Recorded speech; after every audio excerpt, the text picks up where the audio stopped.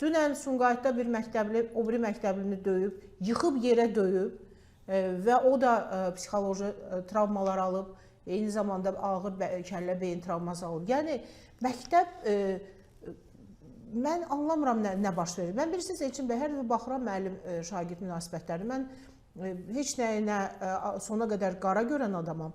Nə də hər hansı bir proses baş verirsə, onu illaki mən düşündüyüm kimi deyib əks arqumentləri qəbul etməyən bir adamım. Amma mən anlamıram ki, müəllimlər şagirdlərlə məsələn niyə bu qədər səmimidirlər? Niyə müəllimlər səhərdən axşama kimi düşüb bir də görsən ki, son zəngdə düşüb ortaya oynayırlar, bir yerdə nə bilim restoranları gəzirlər. Yəni bu bilirsiniz istər-istəməz o ədəb çərçivəsini ki, o ədəb sadəcə elə yəni müəllim yemək yemir demək deyil.